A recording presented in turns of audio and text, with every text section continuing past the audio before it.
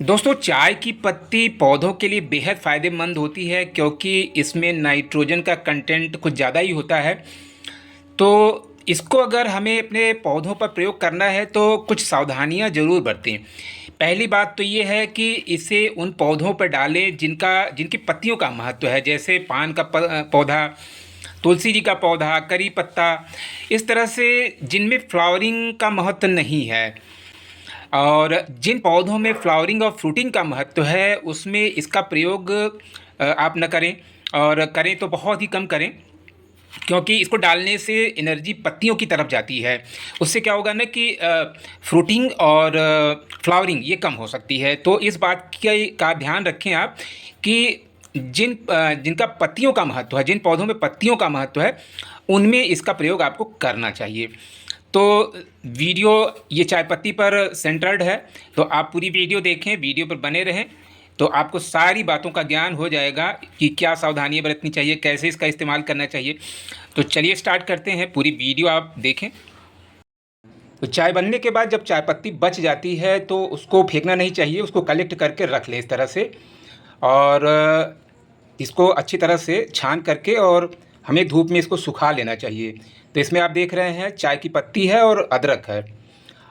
एक बात को आपको ध्यान में रखना चाहिए कि इसमें दूध का कंटेंट बिल्कुल नहीं होना चाहिए, जैसे मलाई के अवशेष या जो दूध के जो भी कंटेंट होते हैं इसमें नहीं होने चाहिए। तो दूध जब भी आप चाय बनाएं तो पहले चाय की पत्ती को इस तरह से निकाल लें और उसके बाद तब दूध डालें। अगर आपने दूध डाल दिया है और फिर भी आप इसका इस्तेमाल करना चाहते हैं तो अच्छी तरह से इसको रगड़ रगड़ करके धोना होगा। अच्छी तरह से इसको धुल लेना चाहिए। अगर ज़रा सा भी दूध का कंटेंट है तो फंगस लगने से हमारा पौधा ख़राब हो जाएगा। तो अच्छी तरह से पहले इसको धुल लें और इसके बाद इसको छान लेना चाहिए और छान करके धूप में अच्छी तरह से सुखा लेना चाहिए। तो ये देखिए, ये मैंने इसको धुल लिया है। हालांकि इसमें दूध का कंटेंट नहीं था, लेकिन मैंने आपको दिखाया कि अगर दूध का कंटेंट हो तो अच्छी तरह से इसको साफ़ कर ले, उसके बाद धूप में सुखाना है। तो इस तरह से हमें चाय की पत्ती को फेंकना नहीं है, ध्यान दें आप।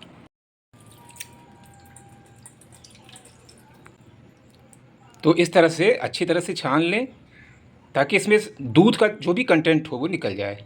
अगर चाय में दूध का कंटेंट न हो तो उसके लिक्विड को डाइल्यूट करके पौधों में डाल दें। तो इसको पहले डाइल्यूट कर लेते हैं, और लगभग 1 लीटर अगर चाय की पत्ती का पानी हो तो 5 लीटर सादा पानी होना चाहिए। और इस तरह से आप डाइल्यूट कर लें, और सीधे सीधे नहीं डालना चाहिए, इस तरह से डाइल्यूट कर लें, वरना पौधों को नुकसान भी हो सकता है अगर सीधे डाल देंगे तो। इस तरह से अगर थोड़ा ज़्यादा भी पड़ जाएगा ना तो पौधे को कोई नुकसान नहीं होगा। तो इस तरह से देखिए, अपने मनी प्लांट के पौधों में भी आप इसको डाल दें और थोड़ा ऊपर से इसे छिड़क देना चाहिए पत्तियों पर, इसका भी विशेष फ़ायदा होगा।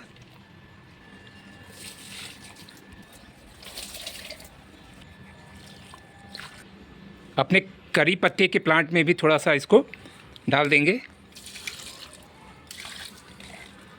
तो थोड़ा सा इस तरह से छिड़क देंगे।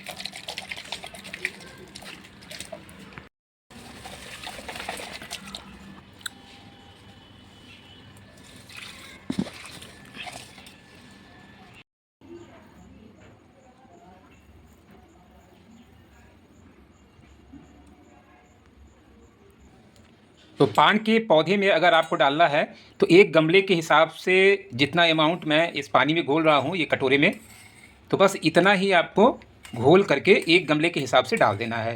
ध्यान रखें कि पान में कभी भी चाय की पत्ती सीधे सीधे नहीं डालना चाहिए। इससे क्या है ना कि उसकी जड़ें जल सकती हैं। तो इस तरह से पहले पानी में घोल करके उसकी गर्मी को पहले शांत कर देना चाहिए।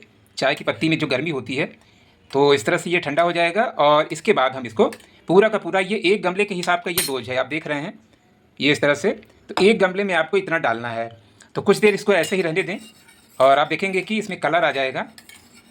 उसके बाद गमले में रात के समय में डालें तो ज़्यादा बेहतर है।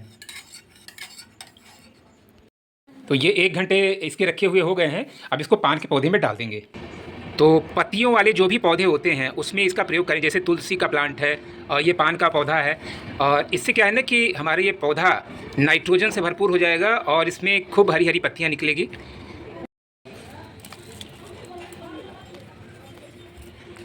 तो तो इस तरह से चाय की पत्तियों को इकट्ठा करते जाना चाहिए और धूप में इसको सुखाएं। तो ये पूरा देखिए मैं इसको धूप में ले आया हूँ।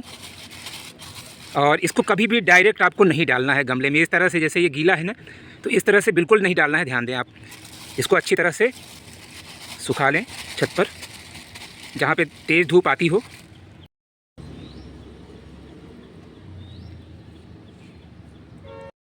तो ये देखिए चाय की पत्ती पूरी तरह से सूख गई है। मैं आपको दिखाता हूँ, ये देखिए। तो इस तरह से सूख जाती है और अब इसको हम बनाएंगे एक अच्छा सा फर्टिलाइज़र इसका। तो ये देखिए कितनी बढ़िया तरीके से ये सूख गई है। और दोस्तों बहुत ही न्यूट्रिएंट्स युक्त ये फर्टिलाइज़र ये होता है। तो चाय की पत्ती का हम इस तरह से बहुत अच्छी तरह से यूज कर सकते हैं। तो इसको हमें कभी भी फेंकना नहीं चाहिए, यानी यूजलेस नहीं समझना चाहिए, क्योंकि बहुत ही पौष्टिक होता है। इसमें तीनों चीज़ नाइट्रोजन, पोटेशियम और फास्फोरस तीनों चीज़ें संतुलित मात्रा में होती हैं। नाइट्रोजन थोड़ा ज़्यादा होता है और थोड़ा ये तेज़ होता है, इसलिए प्रयोग करते समय थोड़ा सा इसकी मात्रा का ध्यान रखना चाहिए कि कितना हमें पौधों में डालना है। और ये देखिए ये है नीम की खली। तो नीम की खली को इसमें मिक्स करके हमें रखना है। इस तरह से अच्छी तरह से मिला लें। बहुत ही ज़बरदस्त फर्टिलाइज़र तैयार होने वाला है, पूरी तरह से ऑर्गेनिक। इस तरह से हमें मिक्स कर लेना है और इसको किसी कंटेनर में पैक करके रख देंगे। तो दोस्तों जब भी हमें इसे किसी पौधे में डालना है तो पहले हल्की सी गुड़ाई करेंगे। जैसे ये देखिए हमारा ये मधुकामिनी इंद्रबेला का प्लांट है, तो इसमें मैं डालूँगा तो पहले हल्की सी इस तरह से गुड़ाई कर लेनी चाहिए और उसके बाद ही इसका प्रयोग करना चाहिए। तो इस तरह से गुड़ाई कर लें और इसको थोड़ा थोड़ा इस तरह से जड़ों के आसपास बिखेर देना चाहिए।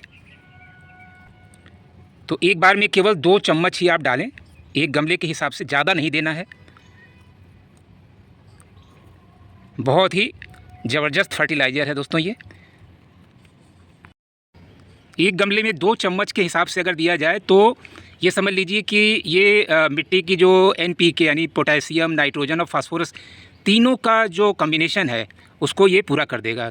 तो इस तरह से हम मतलब एक तरह से फ्री का फर्टिलाइज़र हमें मिल जाएगा, बहुत ही वैल्यूएबल। अभी मार्केट से ख़रीदना हो महंगे महंगे फर्टिलाइज़र तो कितना पैसा लगता है, लेकिन अगर आप ये बना करके इस तरह से रख लेना तो बहुत ही ज़बरदस्त ये है।